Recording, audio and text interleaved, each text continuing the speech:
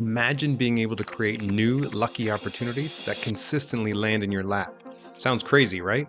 Well, what if I told you some of the most successful people in the world didn't get to where they were by purely being the smartest or hardest working in the room? What if I told you luck played a huge role in their success? But not the kind of blind luck or dumb luck you see when someone wins the lottery. These successful people have actually discovered a recipe for manufacturing luck. I'm going to show you exactly what this looks like and how they do it. By the end of the video, you'll be equipped with the tools and strategies that the most successful people use to continuously bring new, unexpected opportunities their way. I've researched and dissected the journey behind hundreds of successful people, companies, and products. Stories like Sarah Blakely and the incredible invention of Spanx. How products like the microwave or Post-it notes or the Slinky were invented completely by accident. Check out those stories in my Happy Accidents newsletter and podcast. And in almost every single one of these cases, their success can be traced back to some sort of serendipitous moment, a fluke discovery, or unplanned fortuitous timing. But it wasn't a complete accident. Make no mistake, there's a common 3-step process that each of these happy accident success stories share, and I'm going to break it down here for you. But first, let me give you a few examples of what I'm talking about. Sarah Blakely, she stumbled across the idea for Spanx when she cut the feet off a pair of pantyhose to create a smooth look under her favorite pair of white pants. This unintentionally led her to realize the need for more comfortable and effective shapewear for women.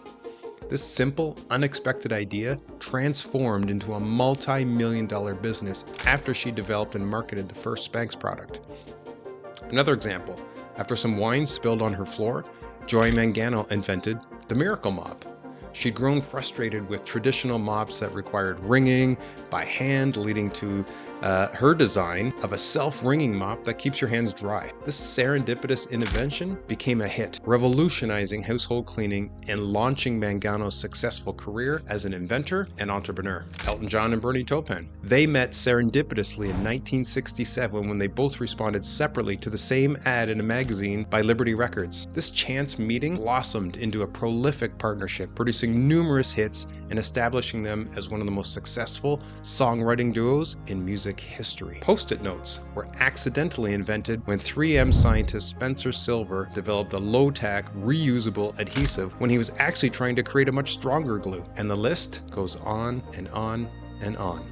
What are the 3 steps that each of these stories follow? It looks like this. Step number 1, setting the stage. Let me ask you a question. Why is there millions of smart and hardworking people in the world who aren't successful? I'll tell you, because the truth is, those things alone are not enough, but they do help set the foundation for new opportunities. I also like to call this phase increasing your luck surface area. But it's not just about being smart and hardworking. Yes, those things are good, but they're not the goal. The goal is to leverage those things and others to create new, unexpected opportunities. So, with that said, here's 6 things that you can be doing to increase your luck surface area. Number 1, network actively. Engage with a diverse range of people, both professionally and personally. When I first started as a solopreneur, I was attending as many networking events, conferences, and seminars as possible. Number 2, learn continuously. Stay curious and keep learning new skills and knowledge. I try to constantly learn new skills and upgrade my current skills by taking courses regularly. Number 3, take risks. Step outside of your comfort zone and take some calculated risks. Before starting my first business, I was extremely risk averse. It held me back for so many years until I finally took the plunge and I bet on myself. Now, my only wish is that I'd started sooner. Number 4, volunteer and help others. Offer your time and your skills to help others. I've sat on boards of local nonprofits, I've volunteered my time at various events, and I've mentored people for free at different points of my journey. Number 5, share your goals and aspirations. Let others know about your goals and what you're working towards. When you do this, when people are aware of your aspirations, they can help you. They can provide information, they can make introductions, and they can offer support. Number 6, embrace failure. View failure failures as learning experiences. If I'd quit when I was first getting some initial rejections to my coaching and my consulting, I would have missed out on so much. Instead, I see each rejection or challenge as an opportunity to observe, learn, tweak, and grow. In all of the accidental success stories I've researched, written about in my newsletter, or shared on my podcast, the person was actively doing several of these 6 things, not just working hard. This is what ended up bringing new, unexpected opportunities their way. Which brings us to step number 2, the happy accident, or the unexpected opportunity. Listen, what good is a great opportunity if you don't recognize it? Here you must be observant and you must spot those opportunities when they come your way. And this can be counterintuitive to what a lot of business schools and coaches teach. There's a ton of advice out there telling you, advising you, just come up with a 20-page comprehensive business plan and then ruthlessly and stubbornly execute on that plan. The problem with this advice is that it assumes you have a great plan. And that plan, you're assuming, accounts for all the various factors that will impact the success of your business. But in reality, the truth is there is no such plan. And most businesses actually fail. Not because the person starting the business wasn't smart enough. Many business founders have MBAs and they've learned all the best practices for starting and scaling a business. The reason the businesses fail is because the person puts way too much trust and faith in a plan and then stubbornly sticks to it. So instead, you need to come up with an okay plan with the best information you have at the time and then be super observant. Be on high alert for those unexpected opportunities that are coming your way. Lucky people recognize these opportunities. Unlucky people, they're too rigid. They're too stubborn, or they're too laser focused on an imperfect plan to notice. After putting a ton of work, increase your luck surface area, the goal is now to be very open and observant to recognizing those unexpected opportunities that land in your lap. Imagine for a second if Sarah Blakely or Joy Mangano hadn't recognized the opportunities that landed in their laps. What if the record company was too fixated on trying to find that one great songwriter and they didn't recognize the unexpected opportunity of pairing Elton John and Bernie Taupin together?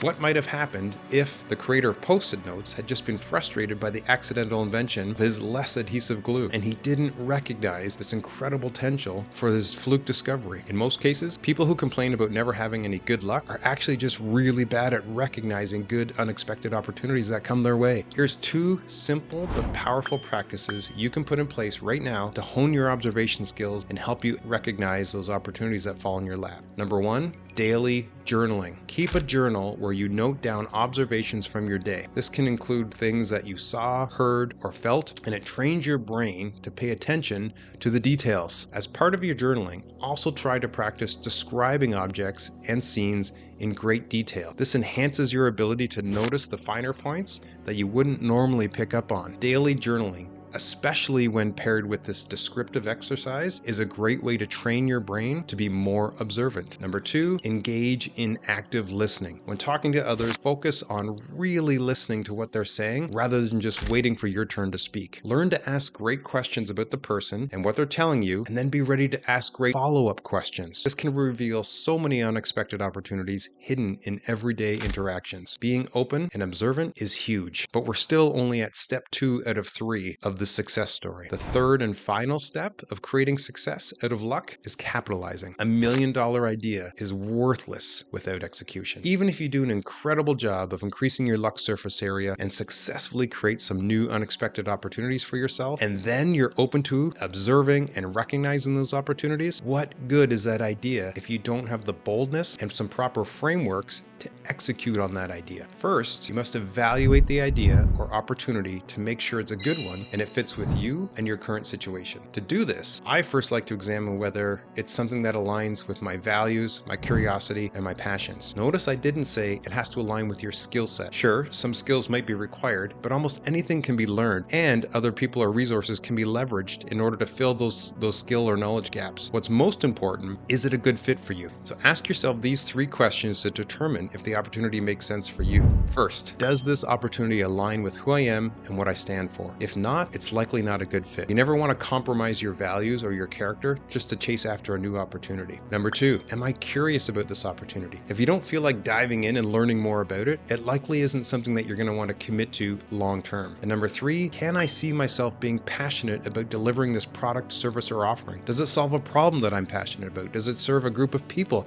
that I'm passionate about serving? If the answer to these 3 questions isn't yes, likely not a good fit for you. Okay, so let's assume you decide it is a good fit, but does now the idea make sense? No, I'm not talking about sense, S-E-N-S-E. I'm talking about C-E-N-T-S. In his book, The $1 Million Fastlane, MJ DeMarco outlines the sense formula for evaluating a good business idea, and it stands for control, entry, need, time, and scale. C-E-N-T-S. Let's take a look at each component. First, control. This is the degree to which you have control over your business and its operations. Some key questions here. Do you control the pricing? Do you control the marketing? Do you control the production of your product or service? Or are you dependent on third parties or platforms like Amazon, Facebook, etc. that could change their policies and impact your business? 2 is entry. What are the barriers of entry for starting this business? Some key questions to ask here. How easy or difficult is it for other people to enter the market and compete with you? What are the initial costs? What are the legal requirements? What knowledge is required to start this business? Some insights here. Higher barriers to entry can protect your business from competition, while low barriers might make it way too easier and saturates the market. 3rd is need. What's the demand for your product or service in the market? Some key questions you want to ask here when evaluating this business idea. Does your product or service solve a significant problem or fulfill a strong desire in the market? Is there a genuine need for what you're offering? Or is this just a luxury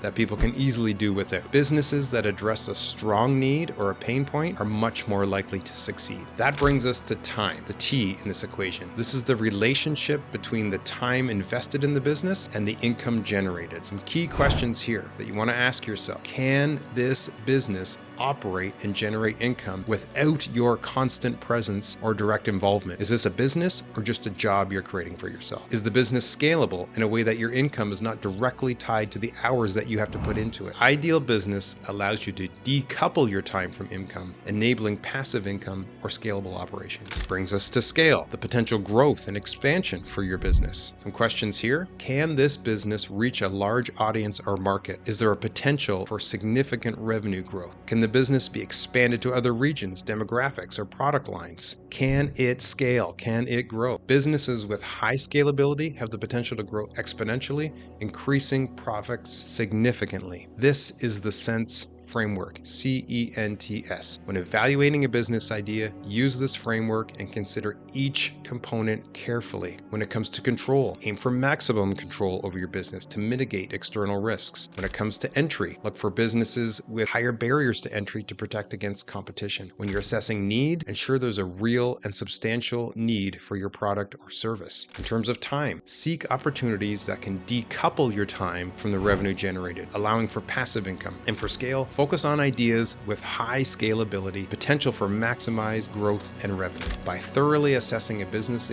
idea against the sense criteria, you can better gauge its potential for success and sustainability. So there you have it, the 3 stages involved in creating, recognizing, capitalizing on unexpected opportunities. Remember, it's not that successful people are luckier than you, and it's definitely not that they're harder working or smarter. It's that they know how to increase their luck surface area, how to recognize and be open to new unexpected opportunities, and ensure those opportunities are a good fit, and then be bold enough to capitalize on them. If you enjoy content like this, subscribe to my channel. And don't forget to check out the Happy Accidents newsletter and podcast for weekly deep dives into some of the most incredible serendipitous stories in history. Until next time, stay lucky, my friends.